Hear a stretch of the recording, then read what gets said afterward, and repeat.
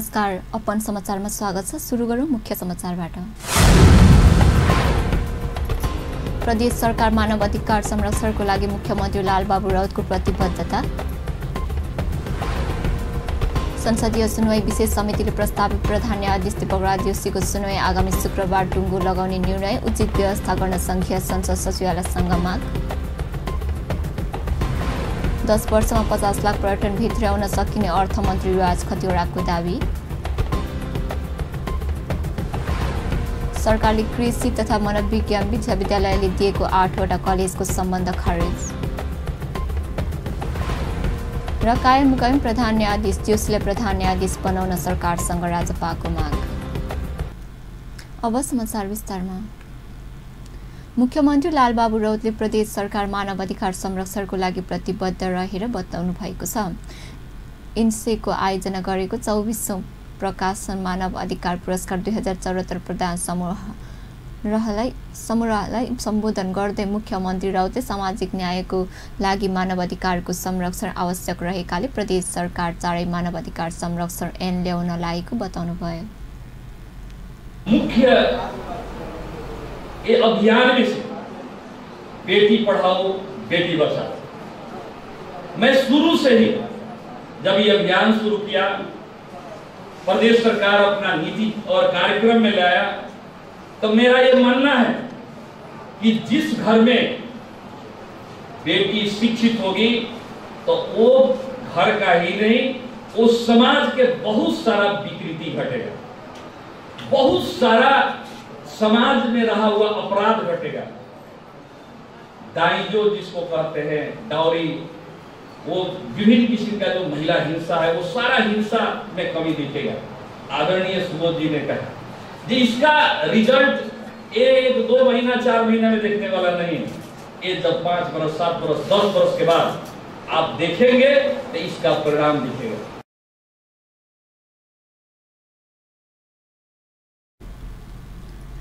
सामाजिक विकृतिहरूको मानवाधिकारलाई चुनौती दिँदै आएको उल्लेख गर्नुहुँदै उहाँले सामाजिक विकृति अन्तको लागि महिला शिक्षित हुनु आवश्यक रहेको बताउनुभयो।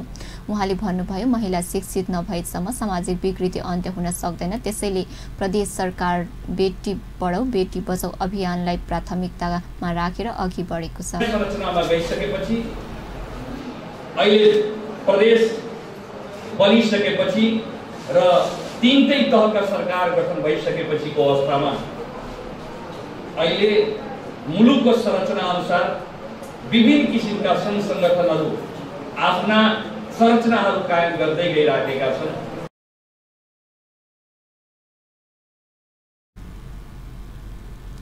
मानव अधिकार आयोग समावेशी नभएकै कारण आयोगले काम कर्तव्यप्रति प्रश्न उठेको गरेको टिप्पणी गर्दै मुख्यमन्त्री राउतले मानव अधिकार आयोगलाई समावेशी बनाउन सम्बन्धी पक्षसँग आग्रह समेत गर्नुभयो। कार्यक्रममा मुख्यमन्त्री राउतले 24औं प्रकाश मानव अधिकार पुरस्कार 2074 रौतहटमा मानव अधिकार कर्मी मोक्सुद राखीले प्रदान गर्नुभयो।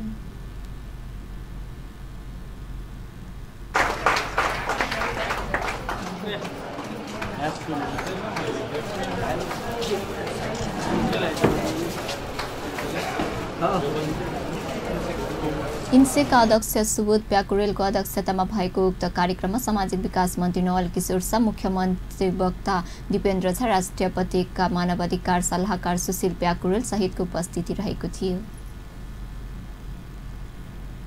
उद्योग वाणिज्य तथा आपूर्ति मन्त्री मातृका प्रसाद यादवले जनकपुरलाई धार्मिक पर्यटन स्थलको रूपमा विकास गर्नुपर्ने प्रस्ताव अघि सार्नु भएको छ। मन्त्री यादवले नेपाल पर्यटक क्षेत्रको विकासका लागि जनकपुरलाई धार्मिक पर्यटन स्थलको रूपमा विकास गर्न उपयुक्त हुने सुझाव संस्कृति पर्यटन तथा नागरिक उन्नयन मन्त्रालयलाई दिनुभएको हो। जनकपुर मन्दिरै मन्दिरको सहर भएकाले यसको उचित व्यवस्थापन गरी धार्मिक पर्यटनको संख्या नेपालमा बढाउन उपयोगी हुने मन्त्री यादवको भनाइ छ। बिहिबार काठमाडौँमा आयोजित पर्यटन क्षेत्रको भावी कार्य दिशा विषयक अन्तर्क्रिया कार्यक्रममा बोल्दै उहाँले जनकपुरको पोखरीलाई व्यवस्थित बनाउन सके पनि पर्यटकहरूको वृद्धि गर्न सकिने पनि स्पष्ट पार्नुभयो। मन्त्री यादवले जनकपुरलाई धार्मिक पर्यटन स्थलको रूपमा विकास गर्न प्रदेश 2 को सरकारसँग सहकार्य गरेर अघि बढ्नुपर्ने पनि स्मरण गराउनुभयो।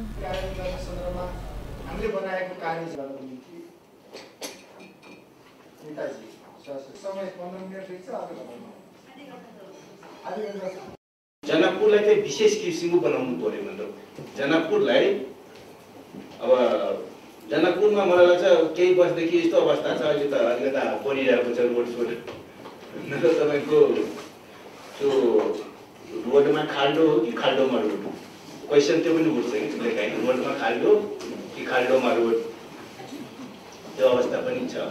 सरकारको अफिसहरू 2 नम्बर प्रदेशको सरकार मतलब एउटा छुट्टै टाउन बनाए पनि हुन्छ कि मतलब ठुलै अफिसको बनाए पनि हुन्छ त्यहाँ। तर जनकपुरलाई चाहिँ पुरै टाउनलाई चाहिँ धार्मिक पर्यटन स्थल बनाएर हुन्छ कि मतलब त्यहाँ यस्तो मन्दिरै मन्दिर छ मतलब कुटीहरू छ जुन यहाँ त्यसको ऐतिहासिक महत्त्व पनि छ। अब मान्नेको लागि चाहिँ ठुलै उ छ कि मतलब कुनाखारा राम मन्दिर के छ मतलब थुप्रै छ कि एउटा जानकी मन्दिर मात्रै होइन कि मतलब दिनभरि घुमे पनि मतलब त्यहाँ सक्दैन भन्ने। उद्योग वाणिज्य तथा आपूर्ति मन्त्रालय मन्त्री यादवले पर्यटन क्षेत्रको विकासका लागि संघीय प्रदेश र स्थानीय तहको सरकार बीच बलियो सहकार्य हुनुपर्ने पनि जोड दिनुभयो। उहाँले पर्यटन क्षेत्रको विकासका लागि आवश्यक पठन पाठनको व्यवस्था गर्न पनि ढिलै गर्न नहुने धारणा राख्नुभयो। संसदीय सुनुवाई विशेष समितिले प्रस्तावित प्रधान न्यायाधीश दीपक राज जोशीको सुनुवाई आगामी शुक्रबार टुङ्गो लगाउने निर्णय गरेको छ। समिति बुधबार बसेको बैठक प्रस्तावित प्रधान न्यायाधीश जोशीको सुनुवाई शुक्रबार टुङ्गो लगाउने गरी स्थगित गरिएको हो। विषयवस्तुमा गम्भीर छलफल गरी त्यसलाई सर्वसम्मतिमा शुक्रबार टुङ्गो लगाउने गरी आजको बैठक पनि स्थगित गरिएको समितिको ज्येष्ठ सदस्य लक्ष्मणलाल कर्णले जानकारी दिनुभयो। मा गए पनि सर्वसम्मत रूपबाट जाउँ।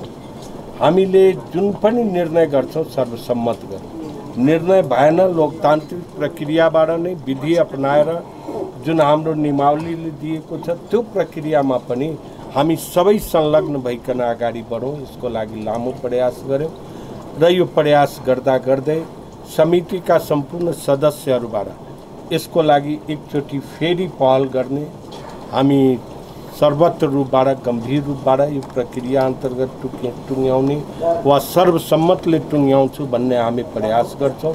त्यस कारणले त्यतिले मात्रै आजको बैठक पर्सि शुक्रबार 10 बजेसम्मको लागि स्थगित छ। पर्सि 10 बजे हामी पुनः बस्छौँ र एउटा निर्णयमा हामी पुग्छौँ।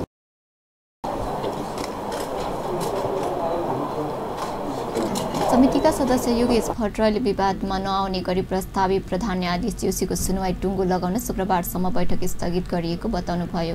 उहाँले विषयवस्तु जटिल भएकाले मुख्य दलहरूबीच सहमतिको प्रयास भइरहेको पनि बताउनुभयो।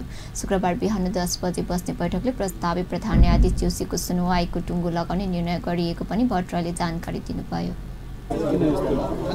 अलिक जटिलै विषय भएको हुनाले यसमा हामी मुख्य राजनीतिक दलहरूका प्रतिनिधि यहाँ छौँ। हाम्रो बिचमा एउटा सहमति निर्माण गर्न अझै कोसिस हामी गर्दैछौँ। सकेसम्म विवादास्पद नहुने गरी निर्णय गरौँ, एकमतले निर्णय गरौँ भन्ने कोसिस अनुसार कतिपय पार्टीभित्र अझै छलफल पनि गर्नुपर्ने महसुस केही पार्टीको साथीहरूले गर्नुभयो। त्यसको निम्ति उहाँहरूले समय पनि माग्नु पर्यो। पर्सि 10 बजे चाहिँ अब त्यो नसर्ने गरी त्यो दिन चाहिँ हामी प्रक्रियामा गएर निर्णयलाई टुङ्ग्याउने गरी पर्सि 10 बजेसम्मको लागि बैठक स्थगित भएको छ। गत बिहिबार जोशीको सुनुवाई सकिएको थियो तर समितिको उहाँमाथि शैक्षिक योग्यताको प्रमाणपत्रमा समेत गम्भीर आशंका गरिएपछि समितिको पटक पटक बसेको बैठकले निर्णय लिन सकेको छैन।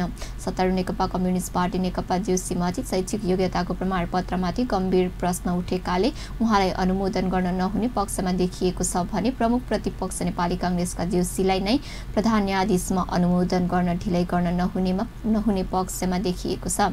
जोशीलाई प्रधान न्यायाधीश बनाउने पक्ष र विपक्षमा समितिका सदस्यहरू उभिएपछि सुनुवाईबारे निर्णय लिन ढिलै भइरहेको हो। संसदीय सुनुवाई विशेष समितिमा सदस्यहरूको सुरक्षाको उचित व्यवस्था गर्न संघीय संसद सचिवालयसँग माग गरिएको छ। समितिको बुधबार बसेको बैठकले समितिकी सदस्य निरु देवी पालमाथि मंगलबार साँझ अज्ञात व्यक्तिले धम्कीसहित हातमा रहेको मोबाइल खुसेर लगेको घटनाप्रति दुःख व्यक्त गर्दै तत्काल सुरक्षाको उचित व्यवस्था गर्न संघीय संसद सचिवालयसँग माग गर्न निर्णय गरेको हो। मंगलबार साँझ दत्किन्न सडकमा निस्किनु भएका सत्तारूढ दलकी सांसद पालना अज्ञात व्यक्तिले प्रधान न्यायाधीशमा अन्यायथा गरेर ज्यान लिने धम्की दिँदै मोबाइल खुसेर लगेको थियो। समितिको बैठकले सोही घटनाको निन्दा गर्दै समितिका सदस्यहरूको आवश्यक सुरक्षाको व्यवस्था गर्न संघीय संसद सचिवालयको ध्यानकर्षण गराएको छ। माननीय निरु देवी पालले हिजो उहाँसँग भएको सङ्घातिक घटनाको सम्बन्धमा जुन रिपोर्ट पेश गर्नुभयो साह्रै दुःखद घटना भएको रहेछ। उहाँसँग र यो लोकतन्त्रमा यस किसिमको घटना सुहाउँदैन पनि माननीय सदस्यमाथिको। त्यसकारण आजको समितिले उहाँको घटना सुनिकन त्यसमा दुःख व्यक्त गरेका छ र हामीले सचिवालयलाई निर्देशन गरेका छौँ सबै समितिका सदस्यहरूको सुरक्षाको व्यवस्थाको लागि कहाँबाट पहल गर्ने हो त्यो पहल पनि सचिवालयले अविलम्ब गरिदिनु पर्ने।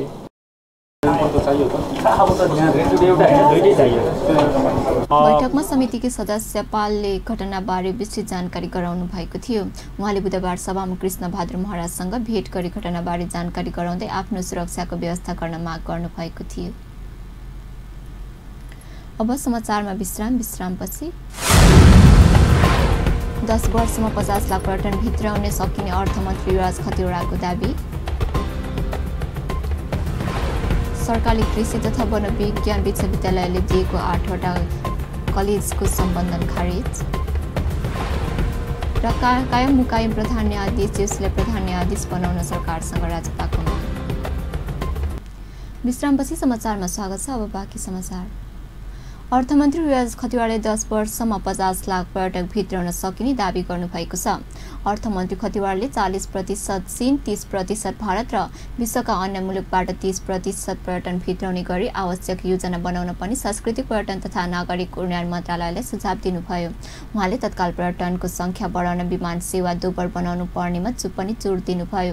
5 वर्षपछि भने साना दूरीका रेल सेवा सञ्चालन गरेर पनि पर्यटन क्षेत्रको विकास महत्त्वपूर्ण योगदान दिन सकिने अर्थमन्त्री खतिवड़ाको योजना छ। बिहिबार संस्कृति पर्यटन तथा नागरिक उड्डयन मन्त्रालयले काठमाडौँमा आयोजना गरेको पर्यटन क्षेत्रको भावी कार्यदिशा विषयको अन्तर्क्रिया कार्यक्रममा बोल्दै अर्थमन्त्री खतिवड़ाले छिमेकी मुलुक भारत र चीन नै मुलुकमा पर्यटन भित्राउन मुख्य आधार भएको पनि स्मरण गराउनुभयो।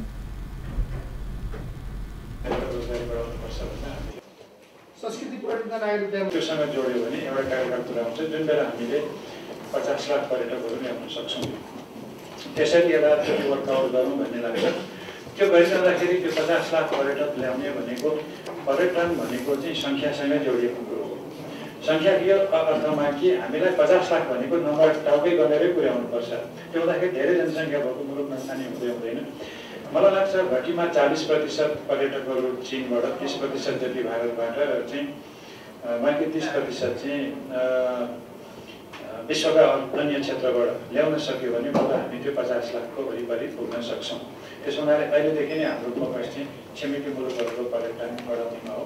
अब यसै पनि 2-3वटा मध्यमवर्गीय परिवारहरू अर्को चाहिँ 20-30 वर्षमा झन्डै विश्वको 2/3 पुग्नेवाला छन्। त्यस कारणले हाम्रो खर्च गर्न सक्ने पर्यटकहरू पनि। अर्थमन्त्री खतिवड़ाले पर्यटकहरूका लागि उचित व्यवस्थापन गर्न निजी क्षेत्रलाई कार्ययोजना बनाउन दिनुपर्ने आवश्यक पनि औँल्याउनुभयो। पर्यटकहरूका लागि आवश्यक व्यवस्था गर्न नसक्दा हामीले पर्यटकहरूबाट आर्जन गरिएको ठूलो रकम आवश्यक सामग्री निर्यातमै खर्च गर्नुपर्ने अवस्था भएकाले अब त्यस्तो अवस्था आउन नदिन सरकारले आवश्यक तयारी गर्न ढिलै गर्न नहुने अर्थमन्त्री खतिवड़ाको भनाइ छ। सेवा दिने व्यक्तिहरू ह्युमन रिसोर्स त्यति भयो भने भ्यालु एड बढ्छ। त्यो भ्यालु एड बढाउने विषयमा एउटा वर्कआउट गरौँ र पर्यटन क्षेत्रमा अहिले भइरहेको भ्यालु एडको एउटा अध्ययन गरौँ र कहाँ हामीले चाहिँ भ्यालु एड गर्न सक्छौँ। होइन भने मैले अघि भने 4 खर्बको आम्दानी 3 खर्बभन्दा बढीको खर्च अहिलेको स्थिति चाहिँ लगभग त्यस्तै हो। त्यसमा हामीले 4 खर्ब आम्दानी हुने हो भने अहिलेको लक्ष्य 2 खर्ब मात्र इम्पोर्ट हुने कुरामा होइन 50% हामीले भ्यालुएट गर्न सक्ने भयौँ टुरिज्मबाट भने मलाई लाग्छ यो कृषिपछिको सबैभन्दा धेरै। अर्थमन्त्री खतिवड़ाले पर्यटन क्षेत्रको योगदानलाई बढाउन पूर्वाधार विकास जनशक्तिको व्यवस्थापनको काममा पनि जोड दिनुपर्ने बताउनुभयो। राष्ट्रिय सभाले पूर्व सांसद एवं नेपाली कांग्रेसका पूर्व केन्द्रीय सदस्य कृष्ण कुमार जोशीको निधनमा शोक प्रस्ताव पारित गरेको छ। राष्ट्रिय सभाको बुधबार बसेको बैठकले जोशीको निधनप्रति दुःख व्यक्त गर्दै शोक प्रस्ताव पारित गरेको हो। जोशी 2048 सालमा नेपाली कांग्रेसको तर्फबाट बैतडी जिल्ला क्षेत्र नम्बर 1 बाट प्रतिनिधि सभा निर्वाचित हुनुभएको थियो। लोकतान्त्रिक आन्दोलनका अथक योगदान जोशी नेपाली कांग्रेस बैतडी जिल्ला कार्य समितिका संस्थापक सभापति समेत हुनुहुन्थ्यो। उहाँको 73 वर्षको उमेरमा साउन 15 गते मंगलबार दिउँसो 2:50 बुढारकण्ठी स्थित निवास निधनमा भएको थियो। राष्ट्रिय सभाले जोशीको निधनको शोकमा 1 मिनेट मौन धारणा समेत गर्यो।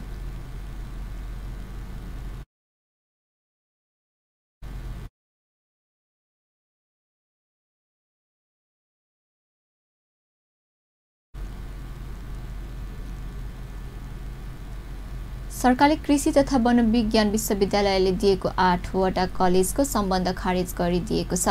शिक्षा विज्ञान तथा प्रविधि मन्त्रालयका सचिव खगराज बरालले मन्त्री परिषद बैठकले कृषि तथा वन विज्ञान विश्वविद्यालयले दिएको 8वटा कलेजको सम्बन्ध खारेज गर्ने निर्णय गरेको जानकारी दिनुभएको हो। गत सोमबार बसेको मन्त्री परिषद बैठकले तत्काल सम्बन्ध दिने कार्य स्थगन गर्न पनि सबै विश्वविद्यालयले निर्देशन दिएको छ।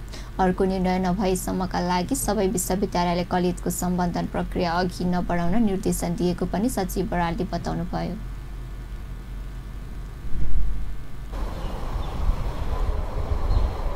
निर्णय अनुसार रद्द गरिएको छ र सबै विश्वविद्यालयलाई अर्को निर्णय नभइन्जेलसम्म सम्बन्ध प्रक्रिया अगाडि नबढाउनु भन्ने निर्णय भएको छ।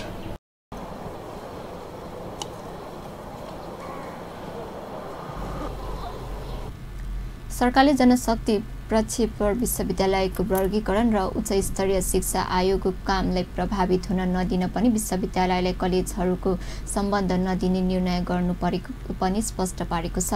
सचिव बरालले नयाँ शैक्षिक रणनीति बनाउनु पर्ने भएकाले तत्काल कलेजहरूलाई सम्बन्ध नदिने निर्णय गरिएको स्पष्ट पार्नुभयो। प्रारम्भ गरेका छौँ हामीले।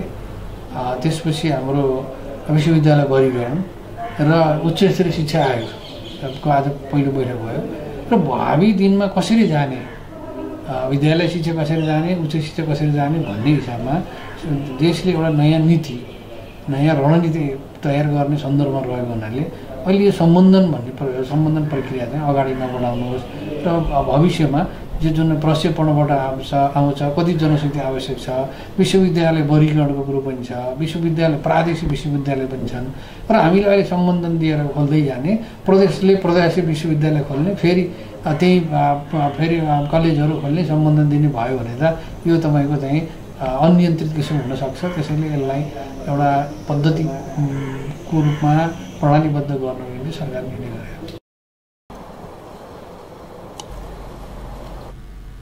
सरकारले जनसङ्ख्याको आधारमा सबै प्रदेशमा कलेजहरूको उचित व्यवस्थापन गर्न पनि आन्तरिक गृह कार्य सुरु गरेको छ।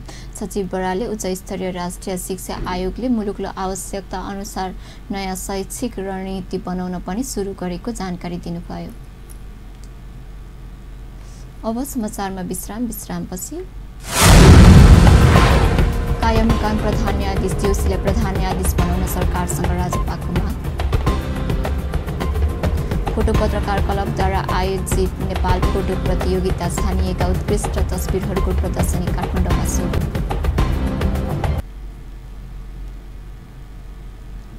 राष्ट्रिय प्रजातन्त्र पार्टी प्रजातान्त्रिकले कायम मुकाम प्रधान न्यायाधीश दीपक राज जोशीलाई प्रधान न्यायाधीश बनाउन सरकारसँग माग गरेको छ। राष्ट्रिय प्रजातन्त्र पार्टी प्रजातान्त्रिकका अध्यक्ष पशुपति शमशेर राणाले सरकारले संसदीय सुनवाई समिति मार्फत प्रधान न्यायाधीशमा प्रस्तावित जोशीको प्रस्ताव अस्वीकार गरेको आफ्नो पार्टीलाई मान्य नहुने चेतावनी समेत दिनुभयो। बुधबार काठमाडौँ माइती घर मण्डलमा सरकारको विरोध पार्टीद्वारा आयोजित विरोध जुलुसलाई सम्बोधन गर्दै उहाँले संवैधानिक परिषदले सिफारिस गरेको जोशी लाई प्रधान न्यायाधीश नबनाई त्यो शक्ति पृथ्वीकरणको सिद्धान्त विपरीत हुने भन्दै आक्रोश पनि व्यक्त गर्नुभयो। अध्यक्ष राणाले चरको मूल्य वृद्धि र करको भार जनताले थेक्न नसक्ने भएपछि सरकार विरुद्ध आफूहरू सडक सङ्घर्ष आउनु परेको पनि स्पष्ट पार्नुभयो। उहाँले सरकारले जनतालाई पीडा मात्रै दिएको उल्लेख गर्दै सह्य नहुने चेतावनी पनि दिनुभयो। म विरोध सदस्य र भक्तपुरका प्रतिनिधि र तपाईहरु समक्ष पेश गर्न केपी ओलीजीले अहिले आएर उहाँहरूले संविधान परिषदबाट पास गरेको प्रधान न्यायाधीशलाई अहिले आएर संसदीय सुनवाई समितिबाट उहाँको जागिर खारिज गर्नेतिर अगाडि बढिरहनु भएको। यस्ता षड्यन्त्र जसबाट शक्तिको पृथ्वीकरणको सिद्धान्त उल्टो गरिन्छ त्यो कुरा हामीलाई चाहिँदैन भनेर म भन्छु। 2/3 बहुमत प्राप्त नेपाली जनताले दिएको यो भारी बहुमतको बापत यो सरकारले नेपाली जनतालाई कर र महँगीको मारा लगाइदियो साथी। यो असह्य काम हामीले ठेक्न सक्दैनौँ। नेपाली जनतालाई यो बोझ थपर्ने सरकार चाहिँदैन भनेर हामी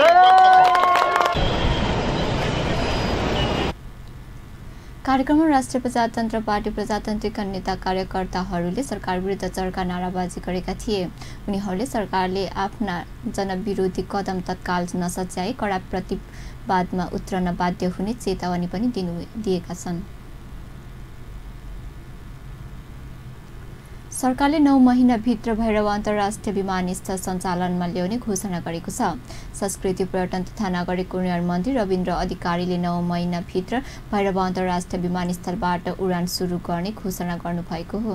बुधबार काठमाडौँमा आयोजित एक कार्यक्रममा बोल्दै उहाँले भैरव अन्तर्राष्ट्रिय विमानस्थल निर्माणको काम 60% सम्पन्न भइसकेको जानकारी पनि दिनुभयो।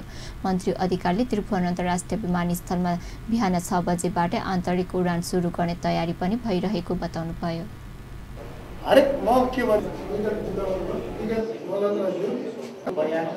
नेपालको लुम्बिनीबाट सुरु हुने र बुद्ध इन्डिया र अरू ठाउँहरू जोडिएर बुद्ध सर्किट पुरा हुने गरी हामीले सहमति गरेका छौँ। दुई देशको सहमति।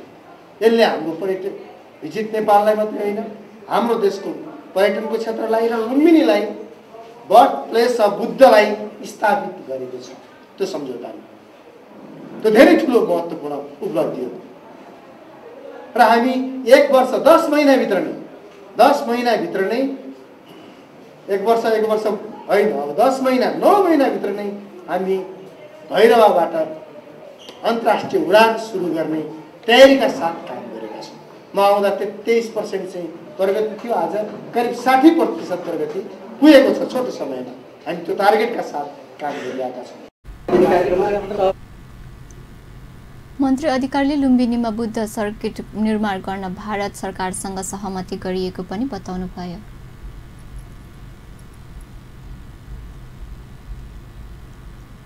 फोटो पत्रकार क्लबद्वारा आयोजित IMA global IMA bank Nepal photo प्रतियोगितामा छानिएका उत्कृष्ट तस्बिरको प्रदर्शनी काठमाडौँमा सुरु भएको छ। काठमाडौँको बबर महल स्थित नेपाल आर्ट काउन्सिलिङका बुधबारबाट सुरु गरिएको प्रदर्शनीको सांस्कृतिक पर्यटन तथा नागरिक उड्डयन मन्त्री रविन्द्र अधिकारीले गर्नुभएको हो। आगामी 21 गते बुधबारसम्म चल्ने फोटो प्रदर्शनीमा प्रतियोगितामा उत्कृष्ट छनौट भएका 160वटा तस्बिरहरू राखिएको क्लबका अध्यक्ष विकास कार्कीले जानकारी दिनुभयो। त्यस अवसरमा मन्त्री अधिकारीले फोटो पत्रकारहरूले नेपाल पर्यटन भित्र्याउन महत्त्वपूर्ण भूमिका निर्वाह गरिरहेको भन्दै खुसी व्यक्त गर्नुभएको थियो। उहाँले फोटो पत्रकारितालाई व्यावसायिक बनाउन सघाउने आश्वासन पनि दिनुभयो। सबै साथीहरूलाई भन्न चाहन्छु, प्यासेन्स महत्त्वपूर्ण कुरा हो र धेरै प्यासेन्सबाट धेरै साथीहरू एउटा आफ्नो प्रतिभाबाट एउटा इमेज बनाएर एक ठाउँमा पुग्नु भएको छ। मलाई लाग्छ अरू साथीहरूले पनि त्यो बाटो चाहिँ समाप्नु पर्दछ भन्ने म ठान्दछु र यो प्यासेन्सका लागि सबै साथीहरूलाई बधाई दिन चाहन्छु।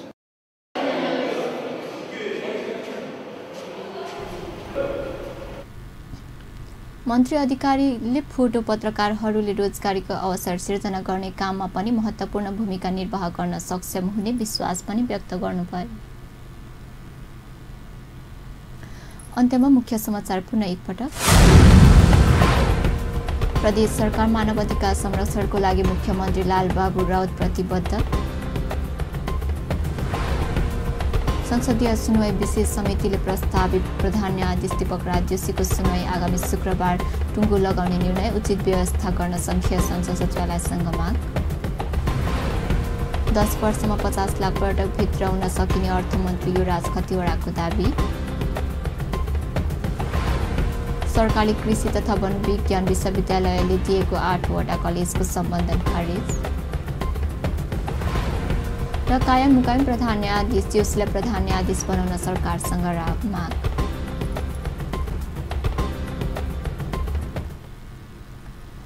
हवस् त अहिलेलाई समाचार यति नै। पल पल खबर तेज नजर अपन टेलिभिजन हेर्दै गर्नुहोला। नमस्कार।